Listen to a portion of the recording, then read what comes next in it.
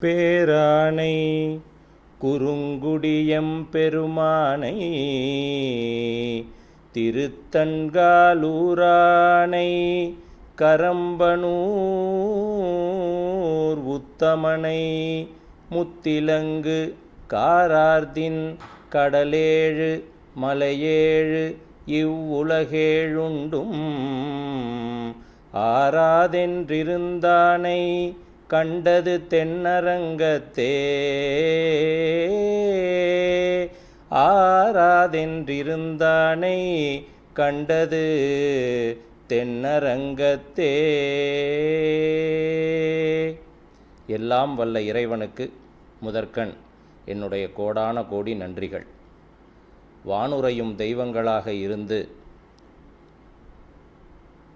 செண்பகத் தமிழரங்கு திருவரங்கத்தை மிகுதியான அன்பினால் நாடி வரக்கூடிய தமிழ் ஆர்வலர்களையும் பாவலர்களையும் அறிஞர்களையும் பெருமக்களையும் மறைமுகமாக நின்று மேலான ஆசிகளையும் வாழ்த்துக்களையும் வழங்கி வருகின்ற திரு ராசவேலர் ஐயா அவர்களினுடைய பொற்பாதங்களையும் செண்பகம் அம்மாள் அவர்களினுடைய பொற்பாதங்களையும் வணங்கி என்னுடைய இன்றைய பொழிவை நான் துவங்குகிறேன். இந்த ராசவேலர் செண்பகத் தமிழரங்கு மிகச் சிறப்பாக வெற்றி நடை போட்டு ஒரு பெரிய பெயருடன் திருவரங்கத்தில் வெற்றி கொடி நாட்டிட இதன் இயக்குனராக இருக்கக்கூடிய அருமை சகோதரர் ராச இளங்கோவன் அவர்கள்தான் முழுமுதற் காரணமாக இருக்கிறார். பின்புலத்தில் அவருக்கு பக்கபலமாக பலர் உதவி செய்தாலும் இந்த ராசவேலர் செண்பகத் தமிழரங்கு பீடுநடை போட்டு திருவரங்கத்தில் இன்று வெற்றி கொடி நாட்ட அதன் இயக்குனர் ராச இளங்கோவன் அவர்கள் எவ்வளவு அருமையாக இங்கு செயல்பாட்டை மேற்கொள்கிறார் என்பது சகோதரனாகிய எனக்குத்தான் தெரியும். அன்னார் பன்னெடுங்காலம் நீடூழி வாழ வாழ்த்தி என்னுடைய பொழிவை துவங்குகிறேன். நேற்றைய தினம்தான் +2 12ஆம் வகுப்பிற்குரிய தமிழ்நாடு அரசு பொதுத் தேர்வு முடிவுகள் வெளிவந்துள்ளன. இந்த முடிவில் சில மாணவர்கள் அவர்கள் எதிர்பார்த்தபடி வெற்றியை சுவைத்திருப்பார்கள்.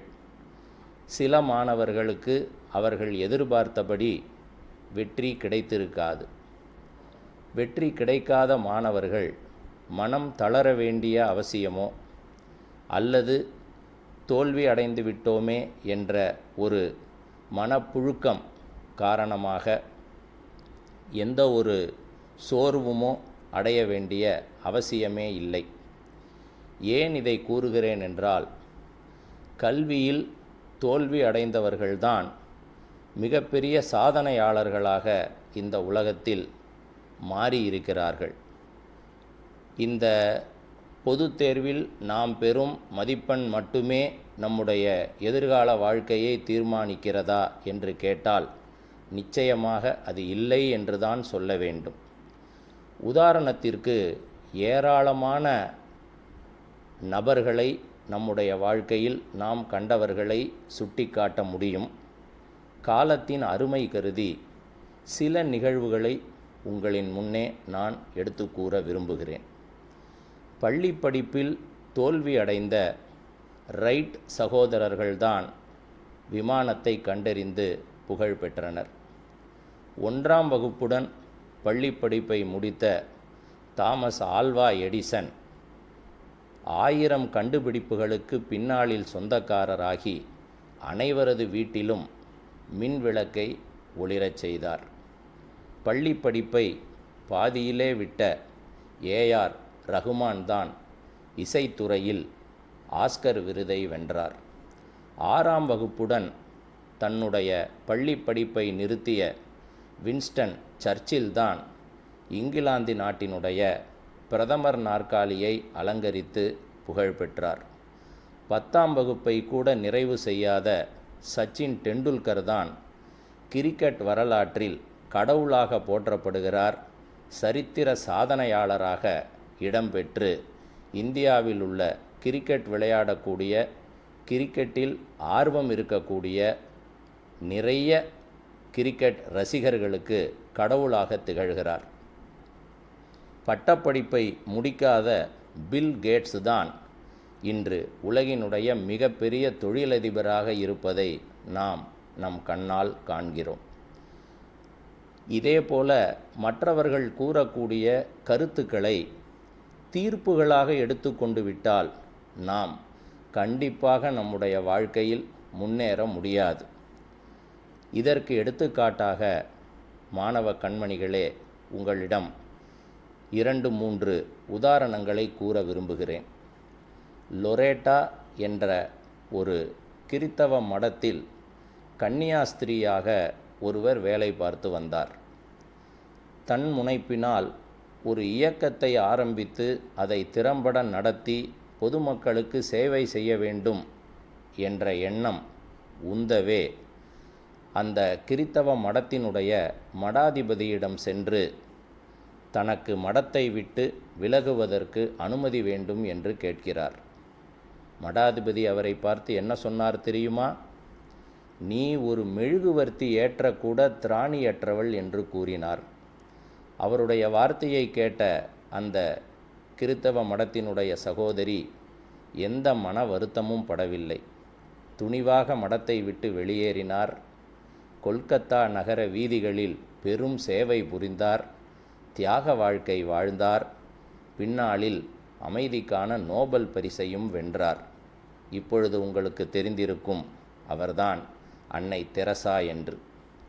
இதே போலத்தான் அமெரிக்காவில் ஒரு பள்ளியினுடைய கூடை பந்தாட்ட குழுவில் இடம்பெற்று ஆடுவதற்கு விரும்பி ஒரு மாணவன் விண்ணப்பம் செய்தான். அந்த பள்ளிக்கூட கூடை பந்தாட்ட குழு நடுவர்கள், நீ கூடைப்பந்து விளையாட தகுதியானவன் இல்லை என்று அந்த மாணவனை மறுதலித்து விட்டார்கள்.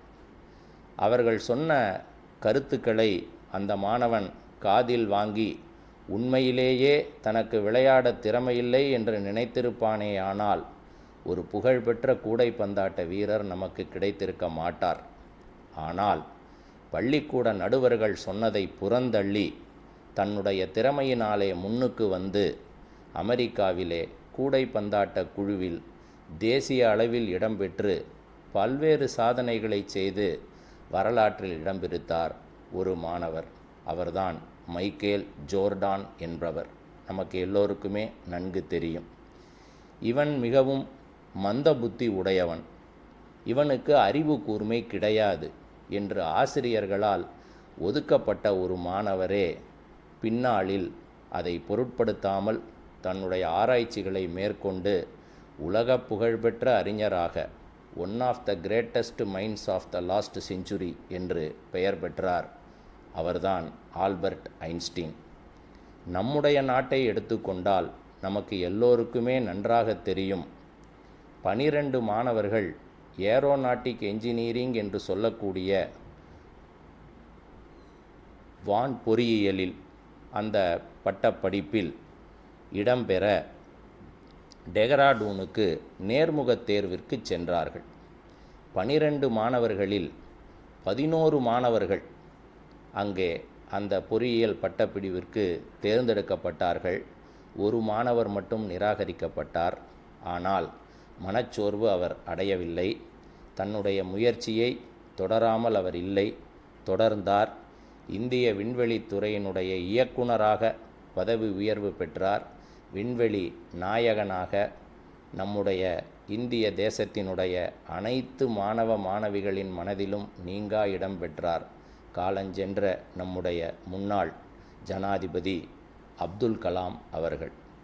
இதே போலத்தான் மற்றொரு எடுத்துக்காட்டுடன், இந்த மனச்சோர்வு அடையக்கூடாது, தளர்ச்சி தேவையில்லை, முயற்சியே மூலதனம் என்பதை நீங்கள் உணர வேண்டும் என்பதற்காக மற்றொரு எடுத்துக்காட்டை கூற விரும்புகிறேன்.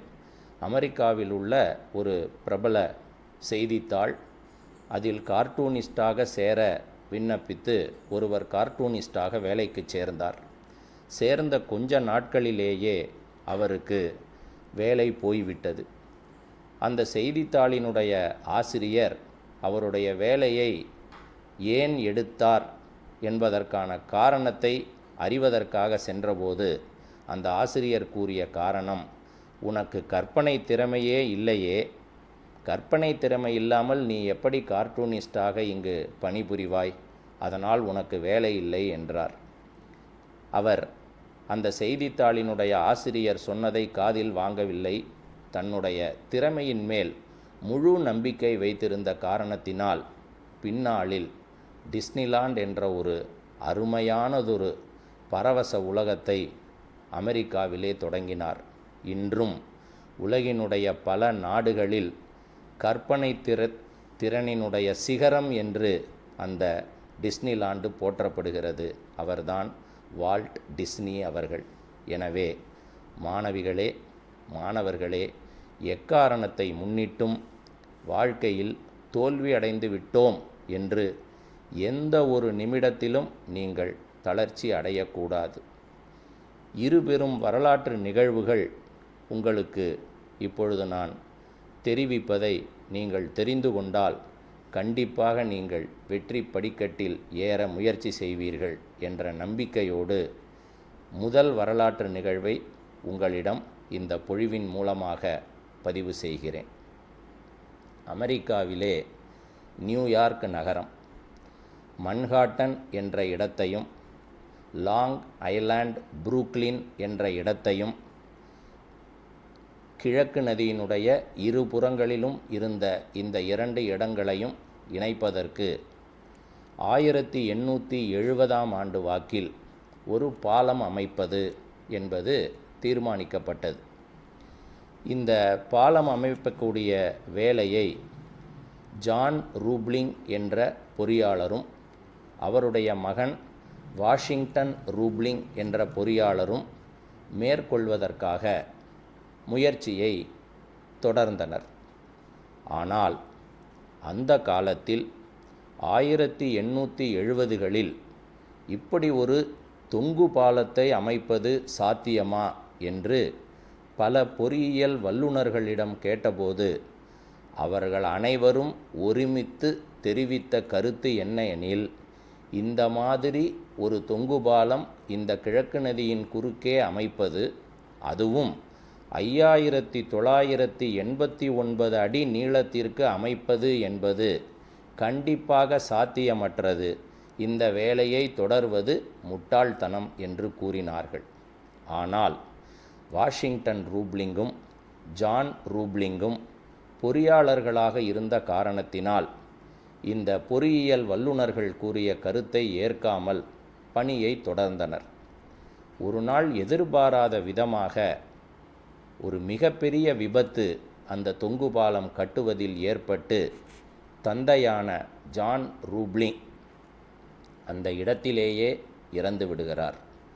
மகன் வாஷிங்டன் ரூப்ளிங் பலத்த அடிபட்டு மருத்துவமனையில் சேர்க்கப்படுகிறார்.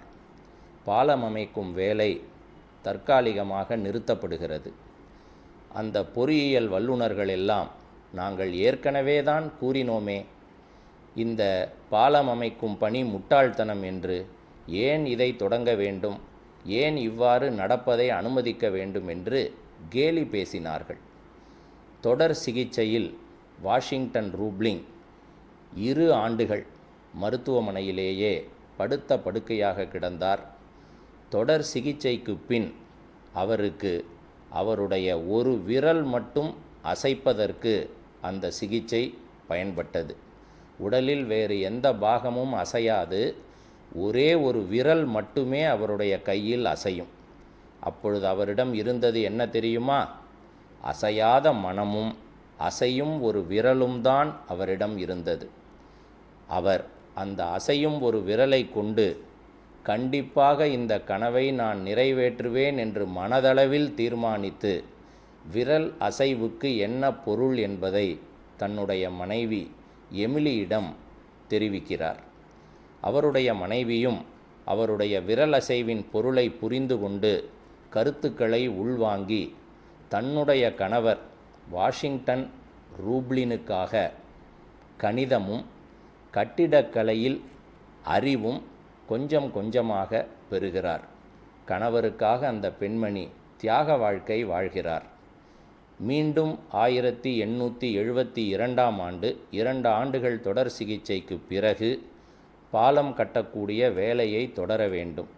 எனவே வாஷிங்டன் ரூப்ளிங் தன்னுடைய மனைவியிடம் அந்த தொங்கு பாலத்தை அமைக்க எந்தெந்த தொழிலாளர்களெல்லாம் முன்னாலே ஒப்பந்தம் செய்யப்பட்டார்களோ அவர்களை வரவழைக்கச் செய்கிறார். அனைத்து தொழிலாளர்களிடமும் தன்னுடைய மனைவி மூலம் என்ன செய்ய வேண்டும் என்பதை விரல் அசைவினால் புரிய வைக்கிறார். எமிலியும் அந்த தொழிலாளர்களுக்கு அந்த பாலத்தை எவ்வாறு முன்னெடுத்து செல்ல வேண்டும், எப்படி கட்டி முடிக்க வேண்டும் என்ற அறிவை தெரிவிக்க தொழிலாளர்களும் சிறப்பான முறையில் செயல்பட்டு 11 ஆண்டு காலம் மிகச்சிறப்பாக செயல்பட்டு அந்த தொங்கு பாலத்தை கட்டி முடிக்கிறார்கள். 1883ஆம் ஆண்டு சரியாக 11 வருடங்களுக்கு பிறகு தொங்கு பாலமானது மிகச்சிறப்பாக கட்டி முடிக்கப்பட்டு புரூக்ளின் பாலம் என்ற வரலாற்று சிறப்புமிக்க அந்த பெயருடன் அமெரிக்காவிலே உதயமாகிறது. அப்போதைய அமெரிக்க ஜனாதிபதி அந்த பாலத்தை திறந்து வைப்பதற்கு தலைநகரிலிருந்து நேராக நியூயார்க் நகரிற்கு வந்து அந்த கிழக்கு நதியின் குறுக்கே பிரம்மாண்டமாக 5989 அடி நீளமுள்ள பாலம், புரூக்ளின் பாலம் கட்டப்பட்டதை வியந்து பார்த்து அதற்கு பின்னால் நடந்தவற்றையும் அறிந்து நேராக வாஷிங்டன் ரூப்ளிங் படுத்திருந்த அறைக்கு சென்று அவரிடம் கைகுலுக்கி தன்னுடைய பாராட்டை தெரிவிக்கிறார். இந்த நிகழ்வின் மூலம் என்ன தெரிந்து கொள்கிறோம் நாம் மாணவ மாணவிகளே? ஒரு கனவு, ஒரு விரல், இவ்வளவுதான் வாஷிங்டன் ரூப்ளினிடம் இருந்த ஒரு சொத்து. தன்னுடைய குருவான தன் தந்தையையும் விபத்தில் இழக்கிறார். தானும் பலத்த அடிபட்டு படுக்கையை விட்டு எழுந்திருக்க முடியாத நிலைமை வந்தபோதும் கூட கனவை விடவில்லை. எந்த ஒரு கனவுமே அது நனவாக்கப்படுவதற்குத்தான் உங்களுக்கு கடவுளால் வாழ்க்கையில் கொடுக்கப்படுகிறது என்பதை தயவு செய்து மறந்து விடாதீர்கள். அந்த வாஷிங்டன் ரூப்ளிங் ஒரு அருமையான கனவை நனவாக்குகிறார். நீங்கள் தெரிந்து கொள்ள வேண்டும், உங்கள் கனவுகளுக்கு நீங்கள்தான் பிரம்மாக்கள். நீங்கள் உங்கள் கனவுகளுக்கு உயிர் கொடுக்கவில்லை என்றால் யார் உயிர் கொடுப்பார்? இந்த நிகழ்விலிருந்து நீங்கள் தெரிந்து கொள்ள வேண்டியது, உங்கள் கனவு நனவாக இறுதி மூச்சு இருக்கும் வரை போராடுங்கள். கண்டிப்பாக வெற்றியை அடைந்தே தீருவீர்கள். இரண்டாவதாக, கடந்த நூற்றாண்டில் நடந்த ஒரு சம்பவம் அறிவியல் சம்பந்தப்பட்டது. மிகவும் ரசித்து நீங்கள் நிச்சயமாக இப்படி ஒரு நிகழ்வு ஒரு அறிவியலாளரின் சாதனைக்கு பின்னால் இருக்கிறதா என்பதை அறிந்தால் கண்டிப்பாக மனமகிழ்ச்சி அடைவீர்கள். அவர் இந்தியாவினுடைய 2வது அறிவியல் நோபல் பரிசுக்கு சொந்தக்காரர். அந்த அறிவியல் அறிஞரின் பெயர் திரு சுப்பிரமணியன் சந்திரசேகர் என்பது. அவர் இந்தியாவில் பிறந்து அமெரிக்காவிலே தன்னுடைய ஆராய்ச்சி முடிவுகளை வெளிக்கொண்டு வர முயற்சி செய்திருந்த நேரம், 24 வயது கூட நிரம்பாத சுப்பிரமணியன் சந்திரசேகர் என்ற அந்த இயற்பியல் அறிஞர் தன்னுடைய ஆராய்ச்சி முடிவுகளை எல்லாம் 1935ஆவது ஆண்டு தான் மானசீக குருவாக கொண்டு வணங்கிய திரு ஆர்தர் எடிங்டன் என்பவரிடம் தெரிவிப்பதற்காக செல்கிறார். பத்திரிகையாளர்கள் குழுமியிருக்கிறார்கள். ஆர்தர் எடிங்டன் அங்கே வருகிறார். தன்னுடைய குருவை கண்ட சுப்பிரமணியன் சந்திரசேகர் மிகுந்த ஆர்வமாக தான் கண்டறிந்த விண்மீன்களினுடைய இயக்கம் பற்றிய ஆராய்ச்சி முடிவுகளையும் கருந்துளை பற்றிய முடிவுகளையும் தெரிவிக்க முற்படுகிறார். எல்லாவற்றையும் கேட்ட ஆர்தர் எடிங்டன் குருவாக இருந்து தன்னுடைய மாணவனை மனதார வாழ்த்தாமல் பத்திரிகையாளர் முன்னிலையிலேயே கர்வமாக இது ஒரு மிகப்பெரிய வடிகட்டிய முட்டாள்தனம் என்று வர்ணித்து விண்மீன்களின் இயக்கமெல்லாம் கட்டுக்கதை என்று சொல்லி சுப்பிரமணியன் சந்திரசேகரினுடைய ஆராய்ச்சி முடிவுகளை அவமானப்படுத்தும் விதமாக தவிடு பொடியாக்கி விட்டு சென்று விடுகிறார். ஆனால் மனத்தளர்வு, சோர்வு இவர்களெல்லாம் ஒரு வெற்றியாளரின் மனதில் நீண்ட நாள் தங்காது. சுப்பிரமணியன் சந்திரசேகரும் ஆர்தர் எடிங்டன் இப்படி சொல்லிவிட்டாரே என்று வருத்தப்படவில்லை. தன்னுடைய ஆராய்ச்சி முடிவுகள் கண்டிப்பாக உண்மையாகத்தான் இருக்கும் என்பதில் அவருக்கு எந்த மாற்று கருத்தும் இல்லை. அவ்வளவு தன்னம்பிக்கை அவருக்கு, அவ்வளவு உண்மையாக அந்த ஆராய்ச்சியில் அவர் உழைத்திருந்த காரணத்தினால் நிச்சயமாக அந்த ஆராய்ச்சி முடிவுகள் ஒரு நாள் தன்னை அறிவியல் உலகில் வெளிச்சத்திற்கு கொண்டு வரும் என்பதை மனதார நம்பியிருந்தார். அந்த சமயத்தில் அவர் இருந்து வந்த விஸ்கான்சின் நகரத்தில் பல்கலைக்கழகத்திலிருந்து சிகாகோ பல்கலைக்கழகத்திற்கு 80 கிலோமீட்டர் பனி படர்ந்த சாலையில் அவர் சென்று 2 மாணவர்களுக்காக வானியல் பிரிவில் பாடங்களை எடுத்து வந்தார்.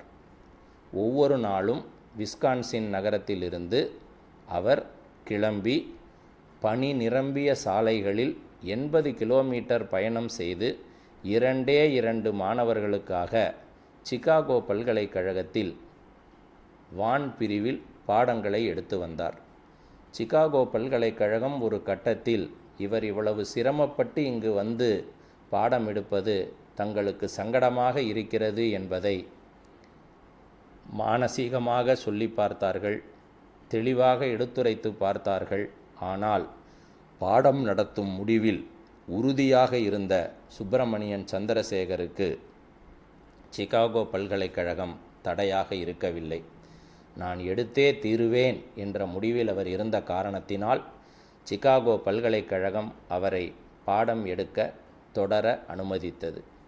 ஒவ்வொரு நாளும் விஸ்கான்சின் நகரத்திலிருந்து கிளம்பி வருவார். சிகாகோ பல்கலைக்கழகத்தில் C.N. யாங் என்ற மாணவருக்கும் T.D. லீ என்ற மாணவருக்கும் அறிவியல் பாடத்தை போதித்து வந்தார். 6 மாத காலம் அவர் பாடம் நடத்திய விதம், அவரிடமிருந்து பெற்ற அறிவு இவற்றால் மிகுந்த தேர்ச்சி மேற்கொண்ட அந்த 2 மாணவர்களும் அவருக்கு முன்னால் நோபல் பரிசை பெற்று அவருக்கு பெரும் புகழ் சேர்த்தார்கள். அந்த 2 மாணவர்களினுடைய வாழ்க்கையில் ஒளியேற்றி வைத்த சந்திரசேகருக்கு அவர் மானசீக குருவாக வணங்கிய ஆர்தர் எடிங்டன் எந்த ஒரு ஊக்கமான வார்த்தையோ அல்லது ஒரு பாராட்டு, மாணவனாக இருந்தாலும் என்னை குருவாக ஏற்றுக்கொண்ட நீ செய்திருக்கிறாய், உன்னுடைய ஆராய்ச்சி முடிவுகள் வெற்றி பெறட்டும் என்ற ஒரு ஆறுதலான வார்த்தையும் கூட சொல்லவில்லை. நம்பி இருந்தார். 1935ஆம் ஆண்டு பத்திரிகையாளர் முன்னால், அவருடைய குருவின் முன்னால் அவர் பெற்ற அவமானம் ஒரு மிகப்பெரிய முடிவுக்கு வந்து 1983ஆவது ஆண்டு, சரியாக 48 ஆண்டுகளுக்கு பின்னால் அவருக்கு நோபல் பரிசை பெற்றுத்தந்தது என்றால் உங்களால் கண்டிப்பாக நம்ப முடியாது. He waited nearly for 48 years. 48 ஆண்டு காலம் அவர் அந்த ஆராய்ச்சி முடிவுகள் கண்டிப்பாக வெற்றி பெறும் என்ற ஒரு மன உறுதியோடு இருந்தார். அதேபோல நோபல் பரிசு கமிட்டியானது அவருடைய ஆராய்ச்சி முடிவுகள் அத்தனையும் உண்மை என்பதை ஏற்றுக்கொண்டு நோபல் பரிசு வழங்கி சுப்பிரமணியன் சந்திரசேகரை கௌரவித்தது. அதற்கு முன்னால் இந்தியாவில் அவருடைய சொந்தக்காரரான சர் C.V. ராமன் அவர்கள் இயற்பியலுக்கான நோபல் பரிசை இந்தியாவுக்காக பெற்று தந்திருந்தார். 2வது இயற்பியலுக்கான நோபல் பரிசை சுப்பிரமணியன் சந்திரசேகர் நமது நாட்டிற்காக பெற்று தந்தார். இதிலிருந்து நாம் என்ன தெரிந்து கொள்கிறோம்? நம் முயற்சியானது நம்முடைய ஒரு துறையில் உள்ள பேரார்வமானது கண்டிப்பாக நம்மை என்றாவது ஒரு நாள் வெற்றி படிக்கட்டில் கொண்டு சேர்க்கும் என்பதில் எந்தவிதமான மாற்று கருத்துக்குமே இடமில்லை. இந்த நிகழ்விலிருந்து தனது குரு ஆர்தர் எடிங்டனை அவர் எங்கும் தாழ்த்தி பேசியது இல்லை. மன வருத்தம், சோர்வு இருந்தாலும் சிறிது நாட்களிலேயே அவருடைய மனதிலிருந்து அது தூக்கி எறியப்பட்டு கண்டிப்பாக வெற்றி பெற்று தீருவேன் என்ற மன உறுதியோடு இருந்த காரணம், அவர் உண்மையாக உழைத்ததனால் ஏற்பட்ட அந்த வெற்றி அவருக்கு ஒரு மிகப்பெரிய பாராட்டை பெற்று தந்தது என்றால் உங்களால் அதை நம்ப முடியாது. ஆனால் இதுதான் நிதர்சனமான உண்மை. எனவே எந்த துறையில் சாதிக்க வேண்டும் என்று நீங்கள் விரும்புகிறீர்களோ, எந்த துறையில் உங்களுக்கு புகழ் சேர வேண்டும் என்று முயற்சி செய்கிறீர்களோ, அந்த முயற்சியையே மூலதனமாக கொண்டு வெற்றியை எட்ட கண்டிப்பாக நீங்கள் பாடுபட்டால் நிச்சயமாக சரித்திரத்தில் உங்களுக்கான ஒரு பெயர் நிச்சயமாக உண்டு என்பதை மறந்துவிட வேண்டாம். அடுத்ததாக, இரண்டாவது பொழிவு துவங்குவதற்கு முன்பு உங்களிடம் இந்த முதல் பொழிவின் முடிவில் ஒரு சிறு வினாவை எழுப்பி நான் விடைபெறுகிறேன். அந்த ஒரு நபர் உலகில் உள்ள அனைத்து மனிதர்களாலும் நல்ல மனிதர் என்று பாராட்டப்பட்டார். அந்த மனிதர் எந்த துறையில் புகழ் பெற்றதனால் அவர் பாராட்டப்பட்டார் என்று கேட்டால், அவர் ஈடுபடாத துறையே இல்லை. ஒரு வாழ்வில் ஏதாவது ஒரு துறையில் சாதிப்பதற்கே இங்கு நீண்டகாலம் தவம் செய்ய வேண்டியிருக்கிறதே, அவர் எத்தனை துறையில் இந்த சாதனைகளை செய்தார் என்று கேட்டால் வியப்புதான் மிஞ்சும்.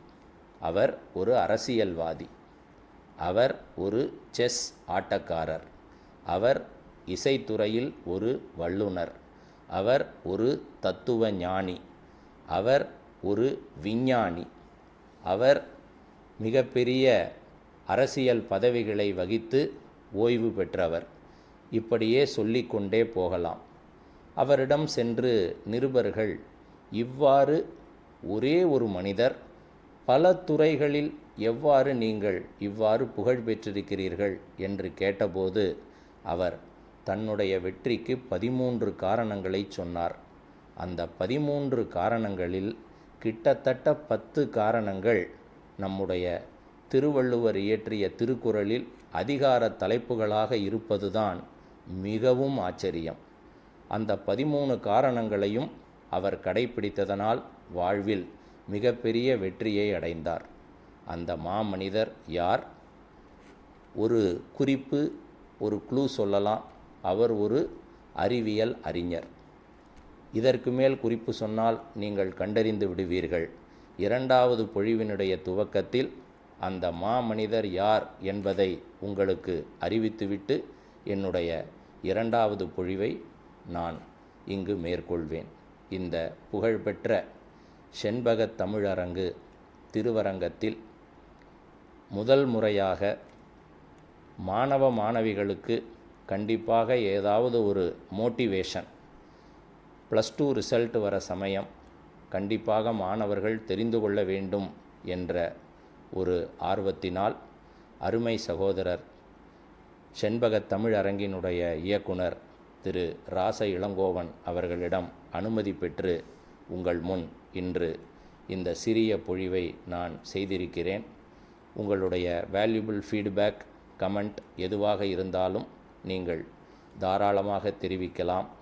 இந்த ஒரு பொன்னான வாய்ப்பை எனக்கு வழங்கி பெருமைப்படுத்திய அருமை சகோதரர் அவர்களுக்கும் அவர்தம் குடும்பத்தாருக்கும் மனமார்ந்த நன்றிகளையும் வாழ்த்துக்களையும் தெரிவித்து விடைபெறுகிறேன்.